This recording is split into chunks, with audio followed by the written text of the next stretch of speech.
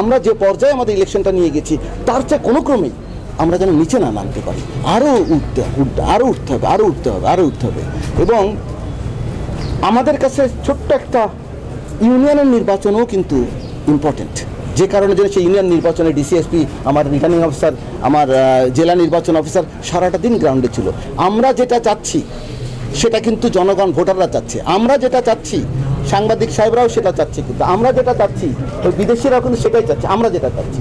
এবং আমাদের সবচেয়ে সৌভাগ্যের ব্যাপার হচ্ছে আমরা যেটা চাচ্ছি সরকার প্রধান থেকে শুরু করে মাননীয় প্রধানমন্ত্রী শুরু করে সকলেই চাচ্ছে।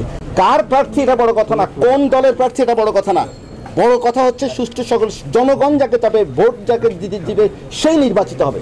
পরিষ্কার দেখেন সেই নির্বাচিত হয়েছে এবং এনশিওর করেছে। এই নির্বাচন ইউনিয়নের এত ইম্পর্টেন্স আমাদের দেওয়ার পিছনে কারণ হচ্ছে যে এটা দেখেই কিন্তু নেক্সট উপজেলা নির্বাচন। সো এখানে যদি কিছু বিচ্যুতি হতো তাহলে উপজেলা নির্বাচনে এফেক্ট করতো। তো সেই কারণের জন্য কিন্তু আমরা প্রতিটা নির্বাচনই, সে ওয়ার্ড হোক, সে ইউনিয়ন হোক, আর সে একটা উপজেলা হোক, জেলা পরিষদ হোক, প্রত্যেকটা নির্বাচন আমরা গুরুত্ব সহকারে নিয়েছি ইলেকশন কমিশনের।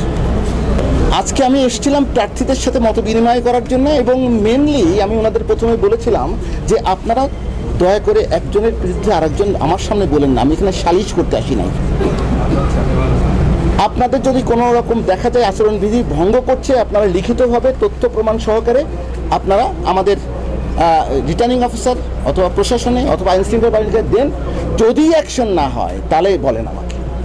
আমরা অ্যাডভান্স বলে গেলাম যেখানে যেটা দরকার নিরাপদ চাদরে ঘেরাও করা হবে এবং সঠিক নির্বাচনের জন্য যা দরকার ইলেকশন কমিশন এনাদের সবাইকে সহায়তা করবে, প্রদান করবে, পারমিশন দিবে, অর্থ প্রদান করবে।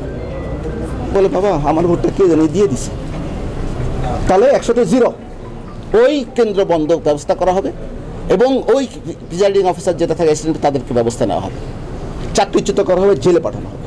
পরিষ্কার কথা, প্রার্থীর পক্ষ থেকে প্রার্থী যদি রিটার্নিং অফিসারকে এই ফুটেজ সহকারে লেটেস্ট অতীতে কী হয়েছে কিনা হয়েছে গরম দিনে দিনে কাজ হবে। কিন্তু যেমন ওই ইলেকশনের দিন আমার ফুটেজ পাওয়ার পর আমি অ্যাকশন নিয়েছি, মনে রেখেন আমরা কোনোটাই ছাড় দিব না।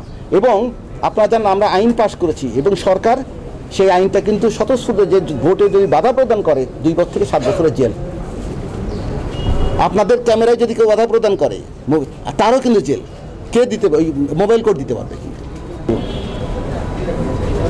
এখানে করিবেন না করিলে পানিশমেন্ট হবে, নার পাশে দিকে দিয়ে দিল আর কি, সেরকম যেন না হয়। এটা হইলে হবে, কোনো অসুবিধা নাই। এই আপনার কলম, আপনার মেধা, আপনার পেপার, আপনার প্ল্যাটফর্ম হবে। এই কলমের কালি কি আল্লাহর তরফ থেকে অনেক কিছু হতে পারে।